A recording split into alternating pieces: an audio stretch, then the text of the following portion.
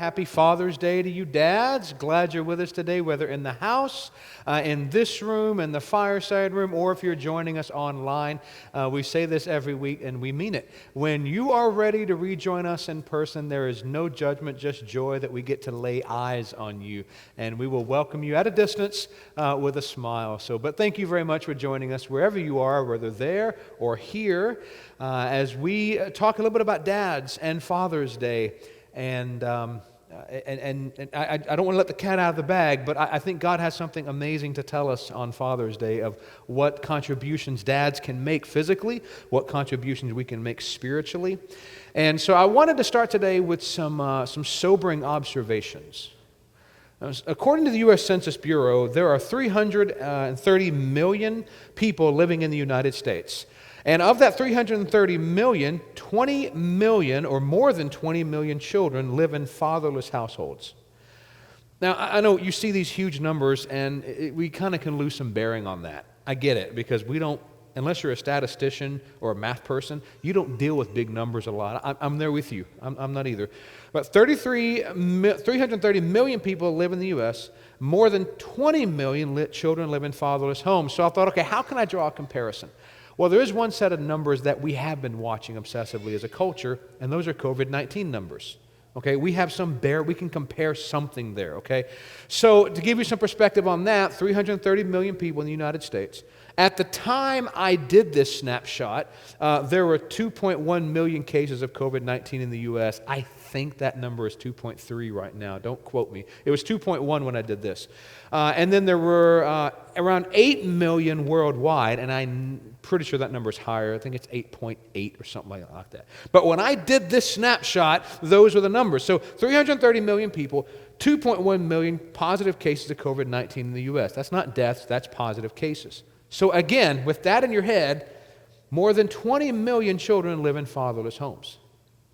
Now, I'm not saying fatherlessness is a disease, but if it were a disease, we would call that a pandemic of monumental proportions. 20 million, not 2.1, 20.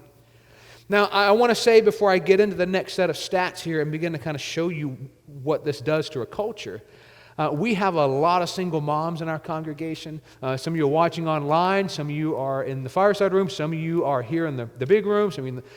I want you to understand, this is not putting you on blast. You are our hero. We come alongside you because you live in this world. You understand what it means for your kids to be in a fatherless situation, or sometimes with the strain of an ex-husband, or maybe just of your children's dad, and maybe he's not involved in their life. You live this. So I don't want anyone thinking that we're putting them on blast or putting you on. Not at all. We come along beside you and we champion what you do. You are heroes for what you do in your children's lives. So there's no guilt, no shame. We're about finding solutions. But I want to make sure we all, whether online or here, we understand what fatherlessness does. Because unlike a virus that has an over 98% recovery rate, fatherlessness impacts us for the rest of our lives and actually impacts the next generation as well. Check this out. Children in fatherless homes are almost 4 times more likely to be poor, and by poor we mean poverty. 4 times more likely. Also, children in fatherless homes have a dramatically higher risk of drug and alcohol abuse. Children in fatherless homes also have a 40% higher chance of emotional and behavioral problems. And arguably the saddest of all, children in fatherless homes are more than twice as likely to commit suicide in their lifetime. If fatherlessness was a disease, we would call it a pandemic of monumental proportions, and we would shut down the world until we figured out how to get better at it. So men who are in this room, men joining us online, you are part of the solution. You are here because you are part of the solution. Maybe you're kicking the tires on this Jesus stuff and you're not quite sure, but you are still here. Or you are there watching us online. You are part of the answer. And that's what we're about. We are realistic on what it does, and that's why we have such a passion on getting it right. And so what we're talking about today is a lasting legacy for us men. Now this is actually part 2 because part 1 was on Mother's Day. All right? So part 1 was Mother's Day. If you go, well, that title looks kind of familiar. Yeah, it was the same title on Mother's Day. Different message, same title. And this is part 2 where we're talking to the men. Because crazy as it sounds, God made men and women differently. I know some find that very hard to believe, but he did, which means men and women have something unique to contribute to a family. And we champion that, which is why I say from the beginning, you ladies who are raising kids by yourselves, this is why we come alongside, because we know how important that is. So we have so many stand-in dads. I'm going to get ahead of myself if I'm not careful. But we're in the book of Joshua today, the Old Testament book of Joshua, Joshua chapters 3 and 4. Now, if you flip there, you get there in your phone, and you scroll through, you go, wow, that's a lot of verses. This story is amazing. And we're going to see today how Joshua inspired the faith of countless generations because of his act of faith. His act of courage, his act of doing what God told him to do. And I want to start off by reading the first 13 verses of chapter 3. And that's a lot to read at one time. I know that. But if you get the first 13 verses, you're going to get the framework of the story. And I want you to get the framework, because if you don't understand the framework, you won't understand where it's heading and where we're landing. So here's the first 13 verses of Joshua chapter 3. Scripture records this. Early in the morning, Joshua and all the Israelites set out from Shittim and went to the Jordan, where they camped before crossing over. After 3 days, the officers went throughout the camp, giving orders to the people. When you see the ark of the covenant of the Lord your God and the Levitical priest carrying it, you are to move out from your positions and follow it. Then you will know which way to go, since you have never been this way before. But keep a distance of about 2,000 cubits between you and the ark. Do not go near it. Joshua said to the people, consecrate yourselves, for tomorrow the Lord will do amazing things among you. Joshua said to the priests, take up the ark of the covenant and pass on ahead of the people. So they took it up, and they went ahead of them. The Lord said to Joshua, today I will begin to exalt you in the eyes of all Israel, so they may know that I am with you as I was with Moses. Tell the priests who carry the ark of the covenant, when you reach the edge of the Jordan's waters, go and stand in the river. Joshua said to the Israelites, come here and listen to the words of the Lord your God. This is how you will know that the living God is among you, and that he will certainly drive out before you the Canaanites, Hittites, Hivites, Perizzites, Girgashites, Amorites, and Jebusites. See, the ark of the covenant of the Lord of all the earth will go into the Jordan ahead of you. Now then, choose 12 men from the tribes of Israel, one from each tribe. And as soon as the priests who carry the ark of the Lord of all the earth, set foot in the Jordan, its waters flowing downstream will be cut off and stand up in a heap. So you get in this next part of the story, verse 14 down through the third verse of the chapter 4, and you have that the people actually did this. They crossed the Jordan on dry land. And people were amazed by this. The Lord even gives them a way to remember. And there's a very important phrase stuck into those verses. Scripture tells us the Jordan River was in its flood stage. Now, geographically, where they were crossing over into the Promised Land, was not a spot you would ever cross the Jordan River. There are spaces in the Jordan as it runs all throughout that region. There are spaces at certain times of the year you can step right across it. It's a trickle. That is not where they were. They were in a spot that normally you would never cross. There was no bridge. They had men, they had women, they had children, they had the infirmed, they had supplies, they had a nation trying to cross. This is not where you would cross. And then Scripture adds it was in flood stage, which meant the waters were higher and rougher than normal. This was suicide. You would have never crossed right here. But that's exactly what God does, because he's setting up this miracle that they will always remember. The impossible place to cross is exactly where God told them to cross. So they take the Ark of the Covenant. That was a chest made of acacia wood and covered in gold, and 4 priests carried it, each at the corners on these long poles. Have you ever seen like a movie with a sedan chair? You know, they carry the king or something like that in this chair, and they carry him along. That's kind of how it would have looked carrying the Ark of the Covenant, except there would have been no person in a chair, just been this box. And they were to carry it. It was a symbol of God's presence and God's power and God's plan for his people. That when the priests put their feet in the water stopped and they crossed on dry land. The priests get out in the middle of it, and the Lord gives them a way to remember this so they would never, ever forget it. They were told to pick out one member of each tribe, 12 tribes. They were told to pick out one. So there's 12 guys now who are involved in what's about to happen. So verses 4 through 7 says this. So Joshua called together the 12 men he had appointed from the Israelites, one from each tribe, and said to them, "Go over before the ark of the Lord your God into the middle of the Jordan. Each of you is to take up a stone on his shoulder, according to the number of the tribes of the Israelites, to serve as a sign among you. In the future, when your children ask, 'What do these stones mean?' tell them that the flow of the Jordan was cut off before the ark of the covenant of the Lord. When it crossed the Jordan, the waters of the Jordan were cut off. These stones are to be a memorial for the people of Israel forever." See, there was only one place these stones were going to come from: the riverbed. A place you would never be able to get them at any other time. And we have scuba gear. I mean, we snorkel. We could figure out a way to get down there, but you're not getting down there and digging it up at flood stage. No, so because the Lord parted the waters on dry ground, these guys were able to rip it out of the ground and carry these boulders on their shoulders to the other side. And this was a sign, like forevermore, that they were to remember what the Lord had done. This miracle as they entered the promised land, the end of 40 years of wandering, the transition of power from Moses as he's died over to Joshua. And Joshua had been told multiple times by the Lord in Joshua chapter 1 and 2, be strong and courageous, be strong and courageous, be very strong and courageous. This was the proof of why he needed to do this. This was actually probably the easy part. The conquest into the promised land, the battle of Jericho, which was completely the Lord. But the Lord would constantly test Joshua's resolve and test his ability to obey. And this was where it all started. Kind of the beginning of the story of Joshua. So the people obeyed the Lord's word. They did exactly what he told them to do through Joshua. And the people's faith was inspired because of this.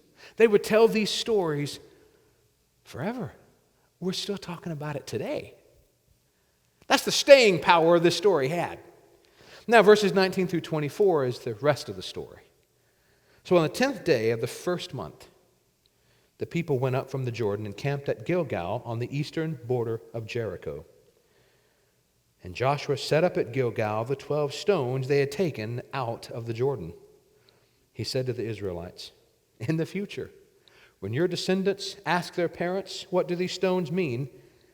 tell them, Israel crossed the Jordan on dry ground. For the Lord your God dried up the Jordan before you until you had crossed over. The Lord your God did to the Jordan what he had done to the Red Sea when he dried it up before us until we had crossed over. He did this so that all the peoples of the earth might know that the hand of the Lord is powerful, and so that you might always fear the Lord your God." This was their second Exodus. The first one was from Egypt with the leadership of Moses. The very first test they had was crossing the Red Sea, and the Lord split the Red Sea, and they walked on dry ground, and now God has done it again at the Jordan at flood stage, making a point to say this was as dangerous as the Red Sea was, and God once again made a way and reminded them for all time that when they would see this pile of 12 stones, a circle, I don't know if it was a circle or a stack. Most theologians think it was probably a circle. But whatever it was, there would be this weird collection of 12 stones. And when some kid would ask his parents, "Hey, what's that mean?" the parent would say, "Oh, let me tell you what that meant." Imagine the men who carried the stones over when their children asked them, "Son, daughter, let me tell you, I picked that rock up from the middle of the riverbed of the Jordan at flood stage." And then that child would tell their child, your grandfather picked it up out of the Jordan and carried it over, and the Jordan was dry. Wow. And their children, and their children. And they would say, your great-great-grandfather, and so on and so forth. This all started with Joshua. Joshua, the spiritual dad of Israel at this moment, leading them across, inspired their faith for generations. And in the same way, that's what fathers still do. Fathers inspire the faith of the next generation. Fathers, whether they be physical, whether they be spiritual, they inspire the faith of the next generation. We pass that along. I don't know if you know this or not, but Joshua, this man that we just talked about, is no longer with us. He's dead. But yet we still tell the story. Scripture records the story. Likewise, men, one day we will not be here. What story will someone like me tell about you? When I stand at your service and your family and friends are gathered together, what will I get to say about you? Because fathers inspire the faith of the next generation. Physical, spiritual, we can inspire the next generation by our lives. I mean, what a strange thing the Lord told them to do. I mean, they didn't do that at the parting of the Red Sea. But here they're told, get these stones from the bottom of the riverbed of the Jordan in the middle of flood stage. I mean, God had done so many miracles that didn't have any kind of associated remembrance. I mean, maybe they would build an altar or something, but I mean, this is something God directly said, do this, so that for all time, they'd be able to look back and say, you see that pile of stones? That's where God met us. Or when a child would say, hey, what's those stones? And they get to tell the story all over again. And they get to keep repeating, and they get to keep inspiring. You know, we as a congregation, we have our own pile of stones. It's more than 12. But we have a pile of stones. As you leave the worship center, right out those doors, pretty much as you go out the exit sign and you look right into the middle cross, there's a pile of stones. And some ask, what do those stones mean? And when we go through our Connect 201, that's our partnership class, we tell the whole story of why those stones are there. They're not just decoration. Those stones mean something. You see, the stones for Israel, when Joshua had them set that up and had them do this by the Lord's command, of course, that was to remind them where God did something supernatural, where God did something that they didn't deserve, that they didn't expect, and He did something amazing and miraculous. Our stones out there represent the same thing. No, He didn't part the Yosemite. No, He didn't get the Merced River and stop it. No, He didn't do any of that. But He nevertheless met us in a powerful way that we are still feeling the positive repercussions from today. That's what our stones mean. And so we get to tell the story of when our spiritual fathers in our congregation led us through that. Because fathers, both physical and spiritual, inspire the faith of the next generation. So while we may see these sobering observations, and we're not denying that it's not a good thing for children when fathers are not there, or when maybe they're physically but they're gone emotionally, we also see that as significant opportunity. We also see that as an opportunity as men who follow Jesus to make an impact. That's the very point that we're now needed. You know, gentlemen, I am just like you. I'm a guy who wants to put my head on the pillow at night and know that what I did mattered. And I want to get to the end of my life, and I want to look back, if I have that moment that we all kind of think of, we're going to have, where I look back and I kind of evaluate my life, and I want to know it made a difference. You know, I want to know that what I did made a difference. I want the same thing you want. And I was about 35, which was, it's hard to say this, nearly a decade ago. But I was 35 when the Lord taught me a very painful lesson, that everything I thought was my legacy was not. And, you know, I got a great life. I do. I love what I do. You know, but my legacy is not going to be the great church that I lead. My legacy is not going to be the other congregations I get to come in and help and consult and coach and help them revitalize their ministry for Jesus. That's not my legacy. They're going to forget about me 5 minutes after I leave. The pastors that I get to coach, whether in our state or in our country, and I get to say, keep going, man, keep going, keep going, keep going. Yes, yes. I love that role. I love being their cheerleader. That's not going to matter in a few years. I'll do it, and I love it, and that's my ministry, and I do it. I do all those things. The academic goals that I've achieved, that's cool. I got a few letters in front of my name. That's great, but big deal. Who really cares? I mean, come on. I'm glad I did it. I worked for it. I do it all over again. But is that really my legacy? And see, what the Lord taught me when I was about 35, and I hope for you younger men, I hope you figure this out before I did. I was a knucklehead. It took me a long time to figure this out. Figure it out when you're 21. Life's really good after that, okay? I waited till 35. But what I learned was my legacy was not going to be any of that. Now, there's some of this accolades you get to put under my name, cool. But the proof that I lived, the proof that my life made a difference, the proof that I did something that actually mattered was not bound up in thousands of people. It was actually bound up, for me, in 3. The stakes get really high when your life is bound up in 3. My wife, my daughter Danielle, my son Jonah. They are the proof that I lived. They are the proof that I lived well or not well. You see, men, I'm like you. I only have so much energy in the day. There's only so many blocks of energy I can spend every day. And then once I spend them all, that's it. I hit the nothing box until it's time to go to sleep. Ladies looking around going, what is a nothing box? Just ask a man, he'll tell you. That middle distance stare we do, that is the nothing box. It just means we've spent the energy, okay? But I'm like you, men. That's it. That's all I got. And once I give it, I got nothing left. Which means I had to learn that I have to reserve something for those 3 people every day. And guys, I wish I could tell you I nail this one every day, but I don't. I go home sometimes way too spent, having spent all the energy here, or all the energy with the other congregation helping them, or all the energy with a pastor, or all the energy pursuing my hobbies and my academics. And those 3 people get nothing but an empty tank and a nothing box. I wish I could tell you I did it right every time. I don't, but I'm trying, and I want to encourage you to try, because that means I got to save a block for those people. They need to get some energy every day. And it's not like I have some supernatural supply of energy. I don't get 10 blocks and you've got 5. I got whatever I got, you got whatever you got. We got to manage it. That's part of being a man. But that's a significant opportunity we have to figure out what matters. What do I want to be known for? You know, in Western culture, my daughter won't carry my name once she gets married. It'll be her maiden name. But who I am will live in her and her children. My son, who will carry my name, I want him to be a champion for people and for Jesus. And I want him to stand for people who can't defend themselves. And I want him to be a hero. See, guys, I'm just like you. I want the same thing for my kids. That my legacy is them.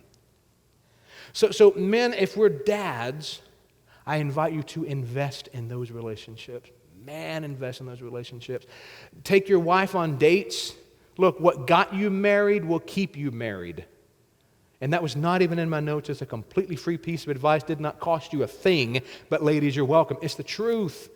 Spend time with her. There's a reason she married you. Knucklehead, there's a reason she married you. Don't make her forget it. Okay, remind her why. Okay, take her on dates. My daughter, almost every week, I take her on some little date, and you go, that's kind of weird. No, I want her to know how a man is supposed to treat her. When we go on our date, she's tall enough. Y'all, this next part freaks me out. She's tall enough and old enough now to sit in the front seat. I'm not ready for what's coming next. So we have this rule now. When she goes on a date with me, she stays in the car. I walk around and I open her door. Charles, a little old-fashioned. Sure is. It's not that my daughter is not capable, but she'll punch you in the nose if you cross her. My daughter's tough as nails. My daughter shouldn't have to open her door. My wife should not have to open her door. So it's not that the women in my life are not capable. If there's a man around, they simply shouldn't have to. That's old-fashioned. That's fine. But that's what I'm trying to show her. I'm trying to show my daughter, this is how a gentleman's supposed to treat you. So I want some knucklehead dude treating my daughter. I want him to adore her. My son, my job is to teach him what it means to be a man. My job is to teach him how he's supposed to treat people, especially people he might disagree with. When he's got a question about something he hears, either in the news or something that he saw happen, and he talks to me, I'm like, man, here's a chance to show him, so that little boy, that little 8-year-old boy, this is how a man acts. This is how a man treats a lady. This is how a man defends and protects. I get to show him that.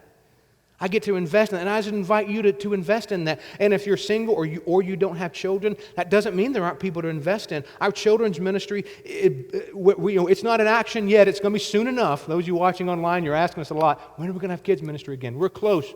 We're waiting to kind of coordinate with the school district and things like that. But listen, our children's ministry is always in need of men. I'm fairly certain Treasure's not going to turn you away, guys.